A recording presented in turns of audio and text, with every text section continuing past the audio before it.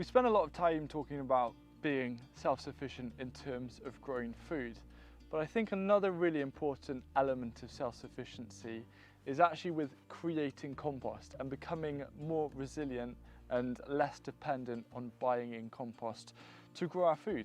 I think it's important to give a little bit of a disclaimer before we go into this video, because everyone's situation is going to be different. We all have different access to certain different resources.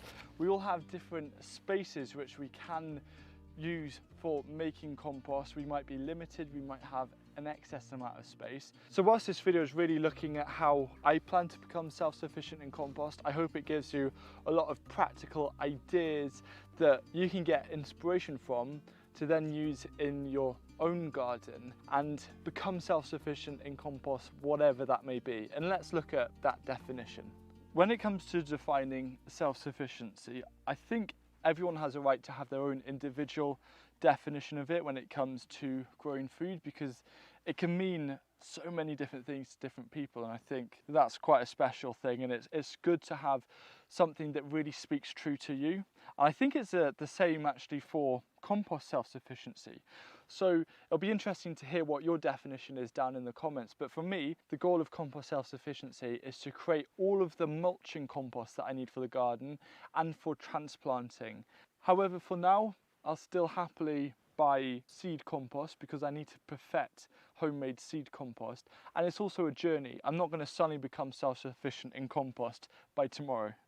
By the way, if you want to support the projects that we're doing on this channel and beyond, the easiest way to do that is to get your garden supplies from our online garden centre, hughesgarden.com, where we stock everything such as seeds, vegan garden beds and cold frames. When you're looking at compost self-sufficiency, it's actually a good idea to look at the different types of compost. As I mentioned before, I'm looking for a mulching compost, which is kind of that standard compost that you're looking to put down a layer of 2 to 3 centimeters every year when growing with no-dig methods.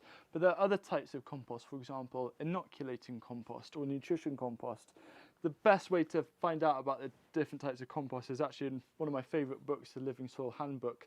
But the author Jesse Frost also has a video about the 4 types of compost, which I'll link to in the video description. I think it's just a good idea to have a little glance over to get a good understanding of those.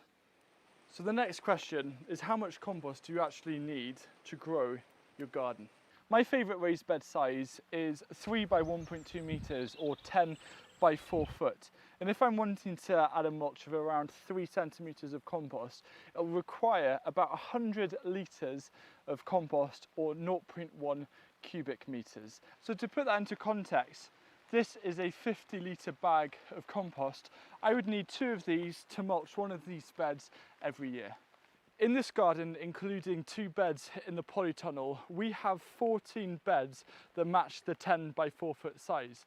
So 14 times 100 litres is 1,400 litres, or we will need 1.4 cubic metres of compost. We just quickly put together this bamboo and jute box. This is actually 1.4 cubic metres, just as a visualiser of kind of the goal that I'll need annually. Once you've calculated the amount of compost you need, you always want a little bit extra in the reserves for transplanting, for example. So take that number and times it by 1.2 to get a 20% increase, and this should be your real goal of how much you want to produce. Quite rightly, the next question is, how do you go about producing that much compost? The first thing that you have to bear in mind when you're making compost at home is that there's a volume decrease. So these pallet compost bins are around a cubic metre. So if I fill that right to the top and I don't keep refilling it over a few months, I'll expect to get around a third to turn into compost. So from this cubic metre, I'd expect around 0.3 to 0.4 cubic metres of compost once it's all broken down. I think there's some key composting techniques, approaches and ingredients that are going to make a big difference to helping my journey of becoming self-sufficient in creating compost. And I really want to open the discussion so we can all help each other become more resilient and also save money when it comes to growing food in a garden. When you just look at the amount of compost that you need to produce, it can feel a little bit overwhelming. But what I like to do is to spread the load a bit. You know, there's that saying, how do you eat an elephant? One bite at a time. It's a similar thing with creating compost. One of the smaller kind of in the background ways of making compost that is a great supplement is a compost pathway. You can see this is breaking down so nice on the surface as well. If I was to run this through a sieve, I would have perfect compost to put over each bed. And I know that if this is around 10 to 15 centimeters high of broken down compost, which it should be in around 2 months' time, that'll produce 200 litres of compost, which is enough compost to mulch both beds either side of the compost pathway with 3 centimeters of compost on the top. If this compost pathway produces 200 litres of finished compost for mulching, suddenly my goal of around 1.7 cubic meters of compost with the extra 20% reduces to 1.5, and you can see that you're starting to chip away at that number. One of the big issues with composting is sourcing enough material, which I'll address later on. But when you have like a bit of a consistent flow, for example, plants from the garden, veg scraps, maybe the odd bits of cardboard and coffee grounds, lazy composting or cold composting is very simple because you just continue adding layers.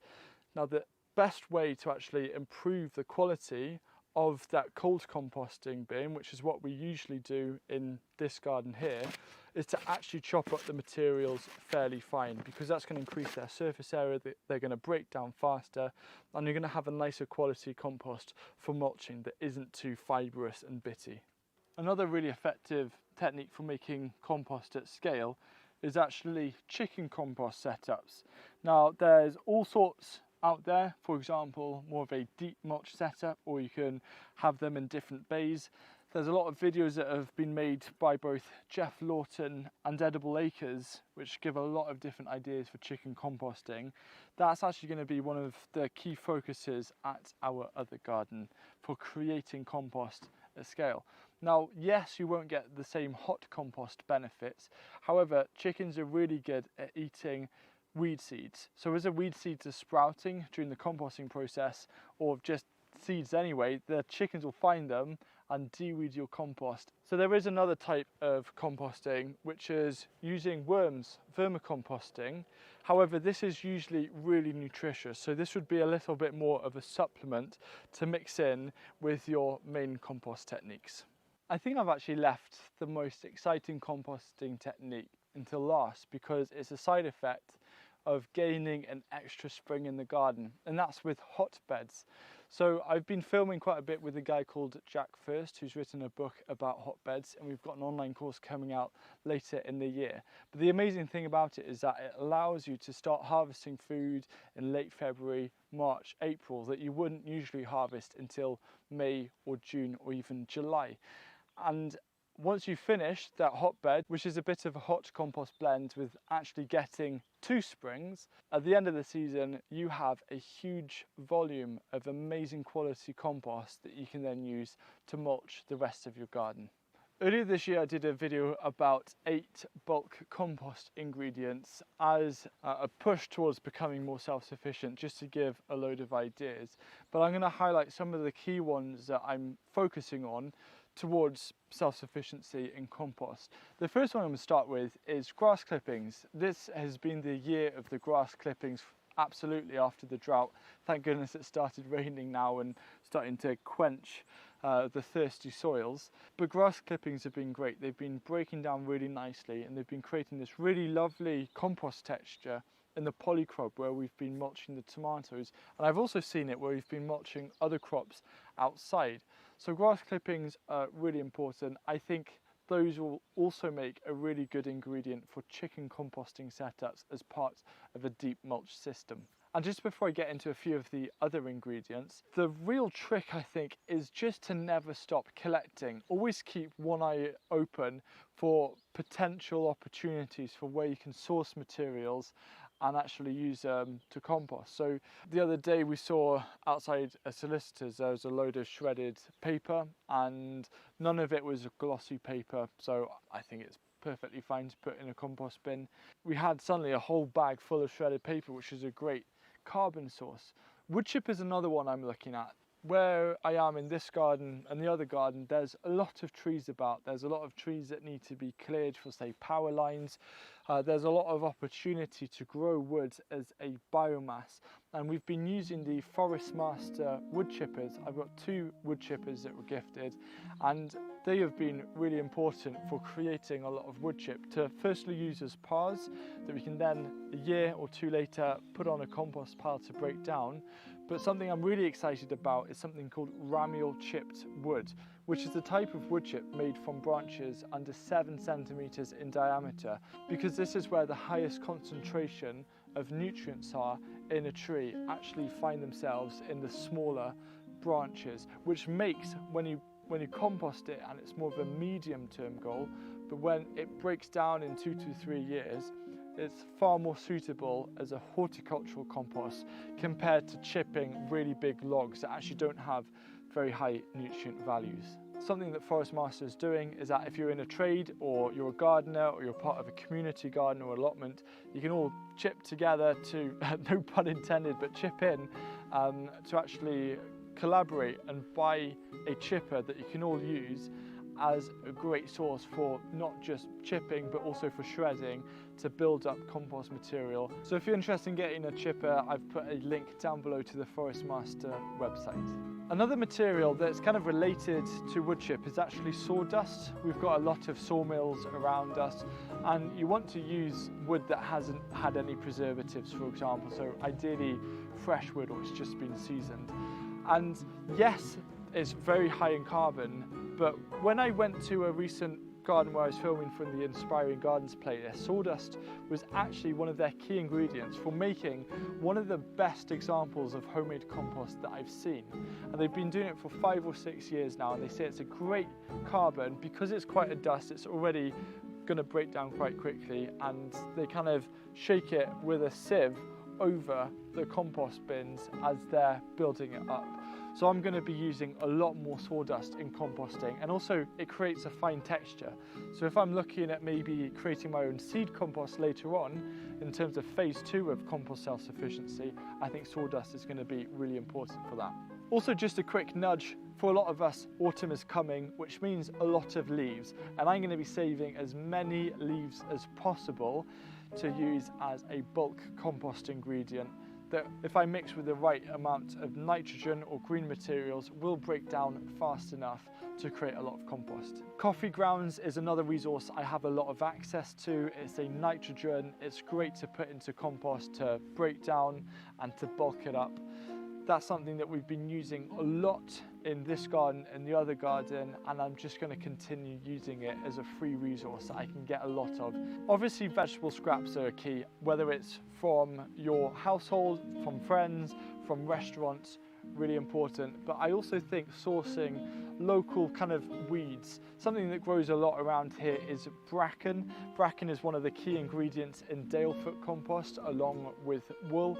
I want to look at, there's a lot of bracken around, I want to go and harvest it, bring it back, again use it as a free compost ingredient. Cardboard, of course, cardboard is one of the things that is suitable for so many different locations. I know a lot of people are very concerned about the glues in cardboard. Glues in cardboard are almost always starch-based, so they're created from the carbohydrates of certain plant roots and tubers, so I think they're perfectly fine for compost. Seaweed is also really important. I'm fairly coastal where I am, so after a big storm and there's a load of seaweed kind of scattered about on a beach, you can harvest a load of that. The best way to get the salt off seaweed is to actually lay it out, let it rain, and then collect it and put it onto your compost pile. Ideally, do chop it up, but that's going to be a huge part, and it's also very nutritious. And the final ingredient that's going to be really important is actually cover crops. I saw a recent video from the David the Good channel on YouTube, which has, I think, some really fantastic videos that, if you're looking to save money in the garden, absolutely worth watching. And he's experimenting with cover crop mixes, so high biomass plants that he can grow in a section to then cut and use as a high kind of organic plant material to bulk up compost and to create a lot more compost. So I'm going to be experimenting that myself. I'm going to create a dedicated area for growing cover crops. I'll then cut them down at the roots to leave the roots in, and then use these cover crops or these green manures to chop them up, bulk up my compost bins and help my compost self-sufficiency. So in terms of my self-sufficient compost strategy, starting this month but mainly in October, there's going to be a important crossover where there's still going to be a lot of grass about, especially with all this rain, but there's going to be a lot of leaves. So that's a really good green and brown material that I'll mix along with some seaweed, coffee grounds and cardboard to bulk make a load of just a mulching compost. Yes, it's not going to be super nutritious, but I can mix in worm castings with that, for example. And at our other garden, there's going to be a real big emphasis on creating a really efficient and effective chicken composting system, which we're going to film the whole process to then release as a video later on down the line to just share what's been going on with that. As a goal, those 4 pallet compost bins outside the garden, it'll be really nice to have those full of ready to use compost by autumn of next year. Now obviously I'm going to be making compost before that and summer's getting ready, but that will be a really nice placeholder ready for 2024, which is going to be the year where I'm going to try and shift to using all of the compost in this garden for mulching and transplanting to be homemade. And I feel that we are going to be approaching that goal. We've got a pile of old cow manure, bedding and also old grass clippings that will probably create around 3 cubic meters of compost. So that's quite a significant amount as it is. But our big autumn goal is just make as much as possible over winter and have 2023 as a transition year. This video was a slightly different style because I wanted to just share a lot of the thoughts that I have around self-sufficiency and compost. I know it's a big challenge that a lot of people feel put off with when it comes to no dig. My belief is once you've transitioned to no dig, you don't need any more compost than any other gardening method, but having the ability to actually produce all the compost that you need is huge. Now there'll always come a point when you don't feel you have enough compost. This video right here shows you 7 free ways to grow food with limited compost. So if you're in the middle of the season and you're panicking, don't panic, you can still get amazing results.